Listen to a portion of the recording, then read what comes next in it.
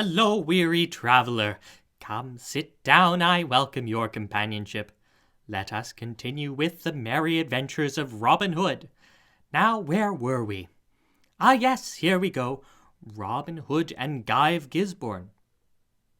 A long time passed after the great shooting match, and during that time Robin followed one part of the advice of Sir Robert Lee, to wit, that of being less bold in his comings and his goings. For though mayhap he may not have been more honest, as most folks regard honesty, he took good care not to travel so far from Sherwood that he could not reach it both easily and quickly. Great changes had fallen in this time, for King Henry had died, and King Richard had come to the crown that fitted him so well through many hard trials, and through adventures as stirring as any that ever befell Robin Hood. But though great changes came, they did not reach to Sherwood's shades, for there Robin Hood and his men dwelled as merrily as they ever had done, with hunting and feasting and singing and blithe woodland sports, for it was little of the outside striving of the world that troubled them. The dawning of a summer's day was fresh and bright, and the birds sang sweetly in a great tumult of sound. So loud was their singing that it awakened Robin Hood where he lay sleeping, so that he stirred and turned and arose. Up rose Little John also, and all the merry men. Then, after they had broken their fast, they set forth hither and thither upon the doings of the day. Robin Hood and Little John walked down a forest path, where all around the leaves danced and twinkled as the breeze trembled through them and the sunlight came flickering down. Quoth Robin Hood, I make my vow, Little John, my blood tickles my veins as it flows through them this gay morn. What sayest thou to our seeking adventures, each one upon his own account? With all my heart, said Little John. We have had more than one pleasant doing in that way, good master. Here are two paths. Take thou the one to the right hand, and I will take the one to the left. And then let us each walk straight ahead till the tumble into some merry doing or another. I like thy plan, quoth Robin. Therefore we will part here. But look thee, Little John, keep thyself out of mischief, for I would not have ill befall thee for all the world. Marry, come up, quoth Little John. How thou talkest! Methinks that thou art wont to get thyself into tighter coils than I am like to do. At this Robin Hood laughed. Why, in sooth, Little John, said he, thou hast a blundering, hard-headed way that seemeth to bring thee right side uppermost in all thy troubles. But let us see who cometh out best this day. So saying, he clapped his palm to Little John's, and each departed upon his way, the trees quickly shutting the other from the other's sight. Robin Hood strolled onward till he came to where a broad woodland road stretched before him. Overhead, the branches of the trees laced together in flickering foliage, all golden where it grew thin into the sunlight. Beneath his feet the ground was soft and moist from the sheltering shade. Here in this pleasant spot the sharpest adventure that ever befell Robin Hood came upon him, for as he walked down the woodland path thinking of naught but the songs of the birds, he came of a sudden to where a man was seated upon the mossy roots beneath the shade of a broad spreading oak tree. Robin Hood saw that the stranger had not caught sight of him, so he stopped and stood quite still, looking at the other a long time before he came forward. And the stranger, I wot, was well worth looking at, for never had Robin seen a figure like that sitting beneath a tree. From his head to his feet he was clad in a horse's hide, dressed with the hair upon it. Upon his head was a cowl that hid his face from sight, and which was made of the horse's skin, the ears whereof stuck up like those of a rabbit. His body was clad in a jacket made of hide, and his legs were covered in the hairy skin likewise. But by his side was a heavy broadsword and a sharp double-edged dagger. A quiver of smooth round arrows hung across his shoulders, and his stout bow of yew leaned against the tree beside him. "Hallo, friend," cried Robin, coming forward at last. "Who art thou that sittest there? And what is that thou hast upon thy body? I make my vow I had never seen such a sight in my life before. Had I done an evil thing, or did my conscience trouble me, I would be afraid of thee, thinking that thou wouldst someone from down below bringing a message bidding me to come straight away to King Nicholas." To this speech the other answered not a word, but he pushed the cowl back from his head and showed a knit brow, a hooked nose, a pair of fierce, restless black eyes, which altogether made Robin think of a hawk as he looked on his face. But beside, there was something about the lines upon the stranger's face, and his thin, cruel mouth, and the hard glare of his eyes, that made one's flesh creep to look upon. "Who art thou, rascal?" said he at last in a loud, harsh voice. "Tut, tut," quoth merry Robin, "speak not so sourly, brother. Hast thou fed upon vinegar and nettles this morning, that thy speech is so stinging?" "And thou likest not my words," said the other fiercely. "Thou hadst best be jogging, for I tell thee plainly, my deeds match them." "Nay, but I do not like thy words, thou sweet pretty thing," quoth Robin, squatting down upon the grass in front of the other. "Moreover, I tell thee thy speech is witty and gamesome, as any I had ever heard in all my life." The other said not a word, but he glared upon Robin with a wicked and baleful look, such as a fierce dog bestows upon a man ere it springs at his throat. Robin returned the gaze with one of wide-eyed innocence, not a shadow of a smile twinkling in his eyes or twitching at the corners of his mouth. So they sat staring at one another for a long time, until the stranger broke the silence suddenly. "What is thy name, fellow?" said he. "Now," quoth Robin, "I am right glad to hear thee speak, for I begin to fear the sight of me had stricken thee dumb. As for my name, it may be this or may be that, but methinks it is more meet for thee to tell me thine, seeing that thou art the greatest stranger in these parts. Prithee tell me, sweet chuck, why wearest thou that dainty garb upon thy pretty body?" At these words the other broke into a short, harsh roar of laughter. "By the bones of Damon Odin," said he, "thou art the boldest spoken man that ever I had seen in all my life. I know not why I do not smite thee down where thou sittest, for thou only 2 days ago I skewered a man over back in Nottingham town for saying not half so much to me as thou hast done. I wear this garb, thou fool, to keep my body warm. Likewise it is near as good as any coat of steel against a common sword thrust. As for my name, I care not who knoweth it. It is Guy of Gisbourne, and thou mayest have heard it before. I come from the woodlands over in Herefordshire, upon the lands of the bishop of that ilk. I am an outlaw and get my living by hook and by crook in a manner it boots not now to tell of. Not long since the bishop sent for me and said that if I would do a certain thing for the sheriff of Nottingham would ask of me, he would get me a free pardon and give me 10 score pounds to boot. So straight away I came to Nottingham town and found my sweet sheriff. And what thinkest thou he wanted me? Why, forsooth, to come to Sherwood and hunt me up some Robin Hood, also an outlaw, to take him alive or dead. It seemeth that they have no one here to face that bold fellow, and so they sent all the way to Herefordshire. And to me, for thou knowest the old saying, said a thief to catch a thief.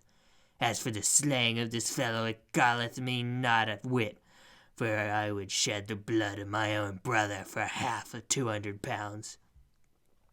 To all this Robin listened, and he listened as he scourged Rose. Well he knew of this Guy of Gisbourne, and of all the bloody and murderous deeds that he had done in Herefordshire, for his doings were famous throughout all the land. Yet, although he loathed the very presence of the man, he held his peace, for he had an end to serve. "Truly," quoth he, "I have heard of thy gentle doings. Methinks there is no one at all in the world that Robin Hood would rather meet than thee." At this, Guy of Gisbourne gave another harsh laugh. "Why," quoth he, "it is a merry thing to think of one stout outlaw like Robin Hood meeting another stout outlaw like Guy of Gisbourne. Only in this case it will be an ill happening for Robin Hood, for the day he meets Guy of Gisbourne he shall die." "Be thou gentle, merry spirit," quoth Robin. "Dost thou not think that mayhap this same Robin Hood may be the better man of the two? I know him right well, and many think he is one of the stoutest men hereabouts." "He may be the stoutest of men hereabouts," quoth Guy of Gisbourne, "yet I tell thee, fellow, this sty of yours is not the wide world. I lay my life upon it I am the better man of the two. He's an outlaw, forsooth. Why, I hear that he hath never let blood in all his life, saving when he first came to the forest. Some call him a great archer. Marry, I would not be afraid to stand against him all the days of the year with a bow in my hand." "Why, truly, some folk do call him a great archer," said Robin Hood, "but we of Nottinghamshire are famous hands with the longbow. Even I, though but a simple hand at the craft, would not fear to try a bout with thee." At these words, Guy of Gisbourne looked upon Robin with wondering eyes, and then gave another roar of laughter till the woods rang. "Now," quoth he, "thou art a bold fellow to talk to me in this way. I like thy spirit in so speaking up to me, for few men have dared to do so. Put up a garland, lad, and I will try a bout with thee." "Tut, tut," quoth Robin, "only babes shoot at garlands hereabouts. I'll put up a good Nottingham mark for thee." So saying, he rose, and going to a hazel thicket not far off, he cut a wand about twice the thickness of a man's thumb. From this he peeled the bark, and, sharpening the point, stuck it up in the ground in front of a grey oak tree. Thence he measured off 80 paces, which brought him beside the tree where the other sat. "There," quoth he, "is the kind of mark that the Nottingham yeomen shoot at. Now let me see thee split that wand, if thou art an archer." Then Guy of Gisbourne arose. "Now out upon it," cried he. "The devil himself could not hit him such a mark as that." "Mayhap he could, and mayhap he could not," quoth merry Robin, "but that we shall never know until thou hast shot thereat." At these words, Guy of Gisbourne looked upon Robin with knit brows, but as the yeoman still looked innocent of any ill meaning, he bottled his words and strung his bow in silence. Twice he shot, but neither time did he hit the wand, missing it the first time by a span, and the second time by a good palm's breadth. Robin laughed and laughed. "I now see," quoth he, "that the devil himself could not hit that mark. Good fellow, if thou art no better with the broadsword than thou art with bow and arrow, thou wilt never overcome Robin Hood." At these words, Guy of Gisbourne glared savagely upon Robin. Quoth he, "Thou hast a merry tongue, thou villain, but take care that thou makest not too free of it, or I may cut it out of thy throat for thee." Robin Hood strung his bow and took his place with never a word, albeit his heartstrings quivered with anger and loathing. Quite twice he shot, the first time hitting within an inch of the wand, the second time splitting it fairly up in the middle. Then, without giving the other a chance to speak, he flung his bow upon the ground. "There, thou bloody villain," cried he fiercely, "let that show thee how little thou knowest of manly sports. And now look thy last upon the daylight, for the good earth hath been befouled long enough by thee, thou vile beast. This day, Our Lady willing, thou diest, for I am Robin Hood." So saying, he flashed forth his bright sword in the sunlight. For a time, Guy of Gisbourne stared upon Robin as though bereft of wits, but his wonder quickly passed to a wild rage. "Art thou indeed Robin Hood?" cried he. "Now I am glad to meet thee, thou poor wretch. Shrive thyself, for thou wilt have no time for shriving when I am done with thee." So saying, he also drew his sword. And now came the fiercest fight that ever Sherwood saw, for each man knew that either he or the other must die, and that no mercy was to be had in this battle. Up and down they fought, till all the sweet green grass was crushed, and the ground beneath was the trampling of their heels. More than once the point of Robin's sword felt the softness of flesh, and presently the ground began to be sprinkled with bright red drops, albeit not one of them came from Robin's veins. At last Guy of Gisbourne made a fierce and deadly thrust at Robin Hood, from which he leapt back lightly, but in so leaping he caught his heel on a root and fell heavily upon his back. "Now, Holy Mary aid me," muttered he, as the other leapt at him, with a grin of rage upon his face. Fiercely Guy of Gisbourne stabbed at the other with his great sword, but Robin caught the blade in his naked hand, and, though it cut his palm, he turned the point away so that it plunged deep into the ground close beside him. Then, ere the blow could be struck again, he leapt to his feet, with his good sword in his hand. And now despair fell upon Guy of Gisbourne's heart in a black cloud, for he looked around him wildly like a wounded hawk. Seeing that his strength was going from him, Robin leapt forward and, quick as a flash, struck a backhanded blow beneath the sword arm. Down fell the sword of Guy of Gisbourne's grasp, and back he staggered at the stroke, and, ere he could regain himself, Robin's sword passed through and through his body. Round he spun upon his heel, and, flinging his hands aloft in a shrill wild cry, fell prone upon his face upon the great sod. Then Robin Hood wiped his sword and thrust it back into the scabbard, and, coming to where Guy of Gisbourne lay, he stood over him with folded arms, talking to himself the while. "This is the first man I have slain since I shot the king's forester in the hot days of my youth. I oft times think bitterly even yet of that first life I took, but of this I am as glad as though I had slain a wild boar that laid waste to a fair country. Since the Sheriff of Nottingham hath sent such a one as this against me, I will put on the fellow's garb and go forth to see whether I may or not find his worship, and perchance pay him back some of the debt I owe him upon this score." So saying, Robin Hood stripped the hairy garments from off the dead man, and put them on himself, all bloody as they were. Then, strapping the other's sword and dagger around his body, and carrying his own in his hand, together with the 2 bows of yew, he drew the cowl of horse's hide over his face, so that none could tell who he was, and set forth from the forest, turning his steps toward the eastward and Nottingham town. As he strode along the country roads, men, women, and children hid away from him, for the terror of Guy of Gisbourne's name and all his doings were spread far and near. And now let us see what befell Little John while these things were happening. Little John walked on his way through the forest paths until he had come to the outskirts of the woodlands, where, here and there, fields of barley, corn, or green meadowlands lay smiling in the sun. So he came to a high road, and to where the little thatched cottage stood back of a cluster of twisted crab trees, with flowers in front of it. Here he stopped of a sudden, for he thought he heard the sound of someone in sorrow. He listened, and found that it came from the cottage. So, turning his footsteps thither, he pushed open the wicket and entered the place. There he saw a grey-haired dame sitting beside a cold hearthstone, rocking herself to and fro and weeping bitterly. Now Little John had a tender heart for the sorrows of other folk, so, coming to the old woman and patting her kindly upon the shoulder, he spoke comforting words to her, bidding her cheer up and tell him of her troubles, for that mayhap he might do something to ease them. At all this the good dame shook her head, but all the same his kind words did soothe her somewhat. So after a while she told him all that bore upon her mind.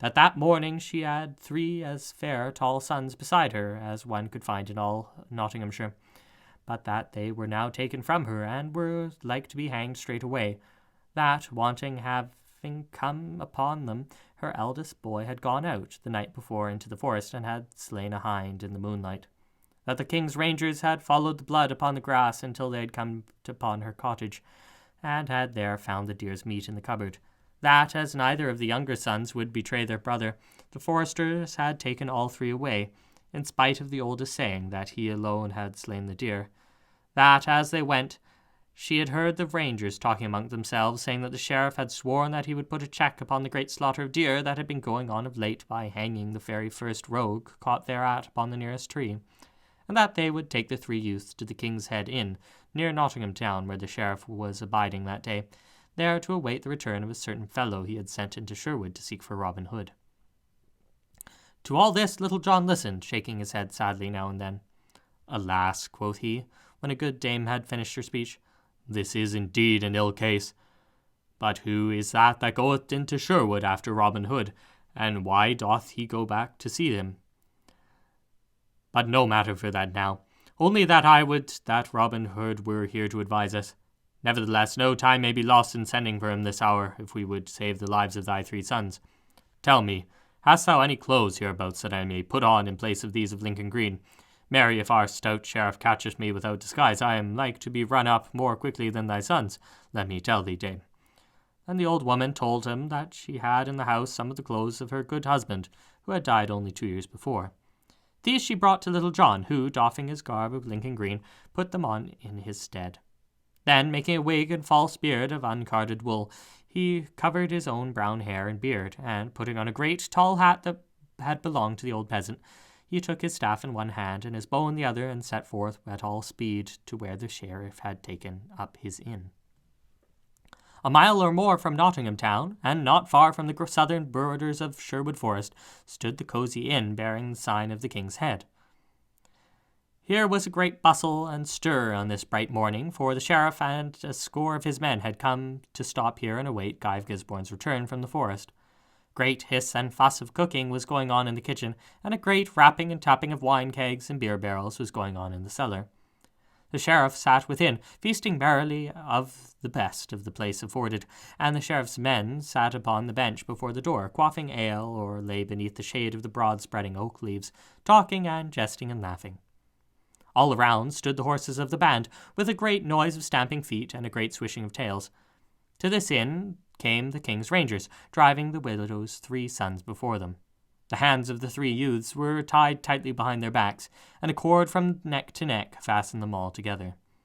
So they were marched to the room where the sheriff sat at meat, and stood trembling before him as he scowled sternly upon them. So, quoth he in a great, loud, angry voice, ye have been poaching upon the king's deer, have you? Now I would make short work of you this day, for I will hang up all 3 of you as a farmer would hang up 3 crows to scare others of the kind from the field.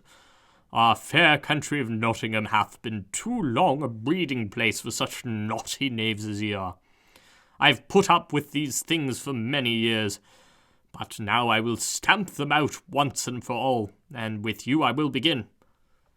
Then for one of the poor fellows opened his mouth to speak, but the sheriff roared at him in a loud voice to be silent, and bade the rangers take them away till he had done his eating and could attend the matters concerning them.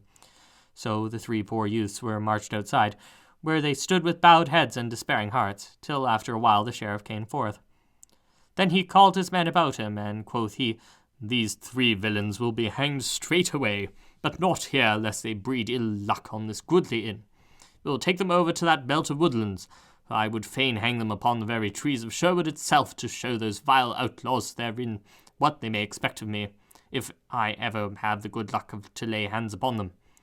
So saying, he mounted his horse, as did his men-at-arms likewise, and all together they set forth for the belt of woodlands he had spoken of, the poor youths walking in their midst, guarded by the rangers. So they came at last to the spot, and here nooses were fastened round the necks of the 3, and the ends of the cords flung over the branch of the great oak tree that stood there. Then the 3 youths fell upon their knees, and loudly besought mercy of the sheriff, but the sheriff of Nottingham laughed scornfully. Now, quoth he, I would that I had a priest here to shrive you, but as none is nigh, you must e'en travel your road with all your sins packed upon your backs, and trust St. Peter to let you in through the gates of paradise, like 3 pedlars to the town. In the meantime, while this had all been going forward, an old man had drawn near and stood leaning on his staff, looking on. His hair and beard were all curly and white, and across his back was a bow of yew that looked much too strong for him to draw. As the sheriff looked around, ere he ordered his men to string the 3 youths upon the oak tree, his eyes fell upon the strange old man. Then his worship beckoned to him, saying, Come hither, father, I have a few words to say to thee. So Little John, for it was none other than he, came forward, and the sheriff looked upon him, thinking that there was something strangely familiar in the face before him. How now, said he, methinks I have seen thee before. What may I name thee, father?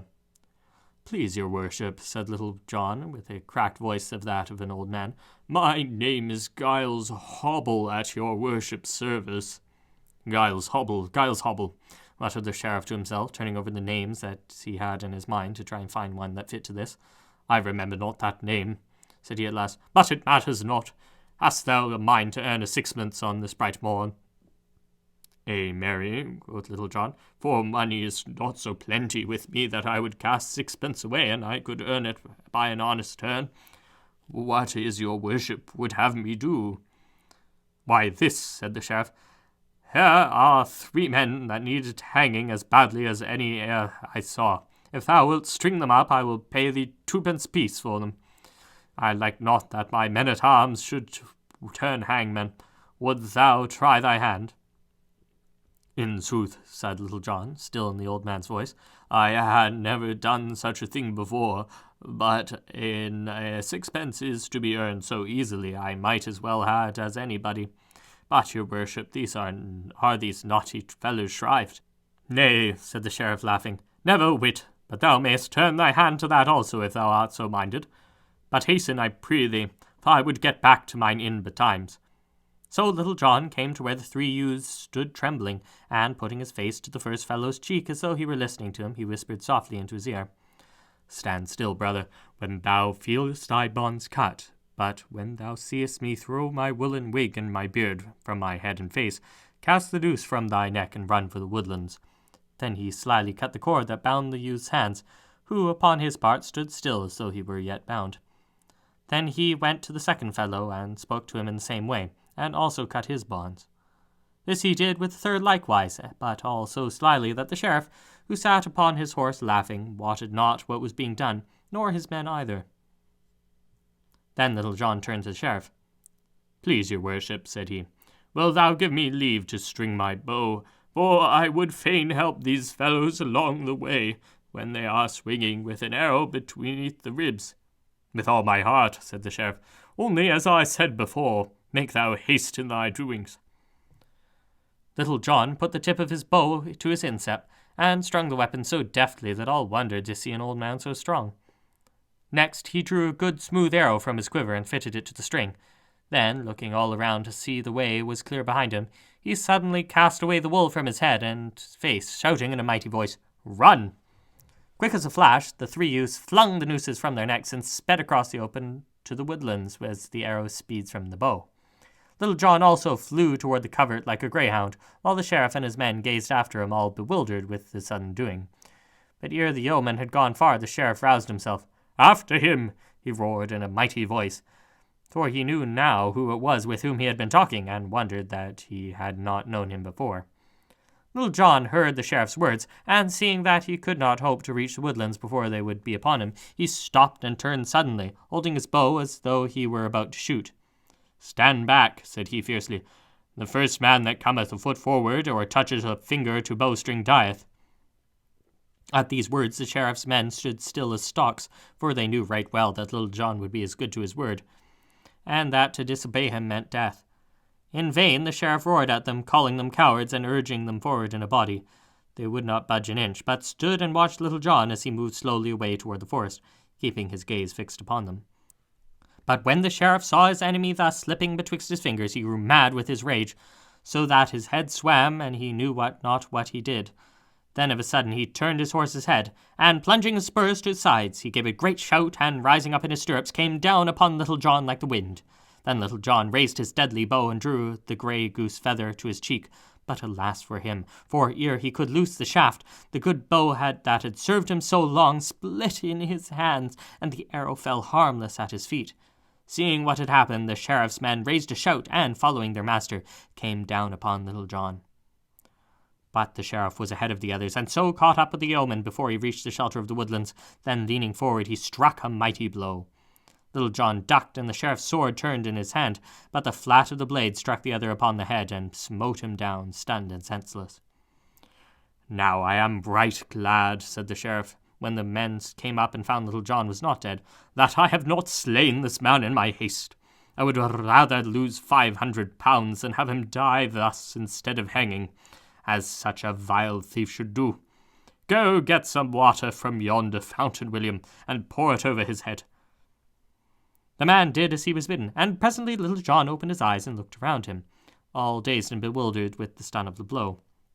Then they tied his hands behind him, and lifting him up, set him upon the back of one of the horses, with his face to his tail and his feet strapped beneath the belly. So they took him back to the King's Head Inn, laughing and rejoicing as they went along. But in the meantime the Willow's 3 sons had gotten safely away, and were hidden in the woodlands. Once more the Sheriff of Nottingham sat within the King's Head Inn. His heart rejoiced within him, for he had at last done that which he had sought to do for years, taken Little John prisoner. Quoth he to himself, "This time tomorrow the rogue shall hang upon the gallows tree in front of the great gate of Nottingham Town, and thus shall I make my long score with him even." So saying, he took a deep draught of canary. But it seemed as if the sheriff had swallowed a thought with his wine, for he shook his head and put the cup down hastily. "Now," he muttered to himself, "I would not for 1,000 pounds have this fellow slip through my fingers. Yet should his master escape that foul guy of Gisbourne, there's no knowing what he may do, for he is the cunningest knave in all the world, this same Robin Hood. Belike I had better not wait till tomorrow to hang the fellow." So saying, he pushed his chair back hastily, and going forth from the inn, called his men together. Quoth he, "I will wait no longer for the hanging of this rogue, but it shall be done forthwith, that from this very tree whence ye saved those 3 young villains by stepping betwixt them and the law, so get ye ready straightway." Then once more they sat Little John upon his horse, with his face to the tail, and so, leading the horse whereupon he sat, and the others riding round him, they went forward to that tree, from the branches of which they had thought to hang the poachers. On they went, rattling and jingling along the road, till they came to the tree. Here one of the men spake to the sheriff of a sudden. "Your worship," cried he, Is not yon fellow coming along toward us the same Guy of Gisbourne whom thou didst send to the forest to seek Robin Hood? At these words the sheriff shaded his eyes and looked eagerly. Why, certes, quoth he, yon fellow is the same. Now heaven send that he hath slain the master thief, as we will presently slay the man. When Little John heard this speech, he looked up, and straightway his heart crumbled away within him, for not only were the men's garments all covered with blood, but he wore Robin Hood's bugle horn and carried his bow and longsword. How now, cried the sheriff, when Robin Hood, in Guy of Gisbourne's clothes, had come nigh to them. What lack hath befallen thee in the forest? Why, men, thy clothes are all over with blood. And thou likest not my clothes, said Robin, in a harsh voice like that of Guy of Gisbourne. Thou mayest shut thine eyes. Marry, the blood upon me is that of the vilest outlaw that ever trod the woodlands, and one who I have slayed this day, albeit not without a wound to myself. Then out spake Little John, for the first time since he had fallen into the sheriff's hands. O thou vile bloody wretch, I know thee, Guy of Gisbourne, for who is there that hath not heard of thee, and cursed thee for thy vile deeds of blood and rapine? Is it by such hand as thine that the gentlest heart that ever beat is stilled in death? Truly thou art a fit tool for this coward sheriff of Nottingham. Now I die joyfully, nor do I care how I die, for life is naught to me. So spake Little John, the salt tears rolling down his brown cheeks. But the sheriff of Nottingham clapped his hands for joy. Now, Guy of Gisbourne, cried he, if that thou tellest me is true, it will be the best day's doing for thee that ever thou hast done in all thy life. What I have told thee is sooth, and I lie not, said Robin, still in Guy of Gisbourne's voice. Look, it is this not Robin Hood's sword, and is this not his good bow of yew, and is this not his bugle horn? Thinkest thou he would have given them to Guy of Gisbourne of his own free will? Then the sheriff laughed aloud for joy. This is a good day, said he. The great outlaw dead, and his right-hand man in my hands. Ask what thou wilt of me, Guy of Gisbourne, and it is thine. Then this I ask of thee, said Robin. As I have slain the master, I would now kill the man. Give this fellow's life into my hands, Sir Sheriff. Now thou art a fool, cried the sheriff. Thou mightest have had money enough for a night's ransom if thou hadst asked for it. I like ill to let this fellow pass from my hands, but as I have promised, thou shalt have him. I thank thee right heartily for thy gift, cried Robin. Take the rogue down from the horseman and lead him against yonder tree, while I show you how we stick a porker whence I come. At these words, some of the sheriff's men shook their heads, for, though they cared not a whit whether Little John were hanged or not, they hated to see him butchered in cold blood. But the sheriff called to them in a loud voice, ordering them to take the yeoman down from the horse and lean him against the tree, as the other bade. While they were doing this, Robin Hood strung both his bow and that of Guy of Gisbourne, albeit none of them took notice of his doing so. Then, when Little John stood against the tree, he drew Guy of Gisbourne's sharp double-edged dagger. Fall back, cried he. Would ye crowd so on my pleasure, ye unmannerly knaves? Back, I say, farther yet. So they crowded back, as he ordered, many of them turning their faces away, that they might not see what was about to happen. Come, cried Little John, here is my breast. It is meet that the same hand that slew my dear master should butcher me also. I know thee, Guy of Gisbourne. Peace, Little John, said Robin in a low voice. Twice thou hast said thou knowest me, and yet thou knowest me not at all. Couldst thou not tell me beneath this wild beast's hide? Yonder, just in front of thee, lie my bow and arrows, and likewise my broadsword. Take them when I cut thy bonds. Now quickly get them. So saying, he cut the bonds, and Little John, quick as a wink, leapt forward and caught up the bow and arrows and the broadsword. At this time Robin Hood threw back the cowl from the horse's hide from his face and bent Guy of Gisbourne's bow with a keen barbed arrow fitted to the string. Stand back, cried he sternly. The first man that touches finger to bowstring dieth. I have slain thy man, sheriff. Take heed that it is not thy turn next. Then, seeing that Little John had armed himself, he clapped his bugle horn to his lips and threw 3 blasts, both loud and shrill. Now when the Sheriff of Nottingham saw whose face it was beneath Guy of Gisbourne's hood, and when he heard those bugle notes ring in his ear, he felt as if his hour had come. "Robin Hood!" roared he, and without another word he wheeled his horse in the road and went off in a cloud of dust. The sheriff's men, seeing their master thus fleeing for his life, thought that it was not their business to tarry longer. So, clapping the spurs to their horses, they also dashed away from him. But, though the Sheriff of Nottingham went fast, he could not outstrip a cloth-yard arrow. Little John twanged his bowstring with a shout, and when the sheriff dashed in through the gates of Nottingham town at full speed, the grey goose shaft stuck out behind him like a molting sparrow with one feather in his tail. For a month afterwards, the poor sheriff could sit upon naught but the softest cushions that could be gotten for him. Thus the sheriff and a score of men ran away from Robin Hood and Little John, so that when Will Stutely and a dozen more of the stout yeomen burst out of the covert, they saw naught of their master's enemies, for the sheriff and his men were scurrying away in the distance, hidden within a cloud of dust like a little thunderstorm. Then they all went back into the forest once more, where they found the widow's 3 sons, who ran to Little John and kissed his hands. But it would not do for them to roam the forest at large any more, so they promised that, after they had gone and told their mother of their escape, they would come that night to the greenwood tree, and thenceforth become men of the band.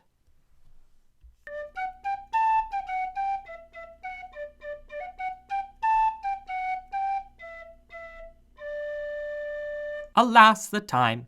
I must away, but fear not, my dear friend, we shall return. I look forward to when we meet again to continue on our tale.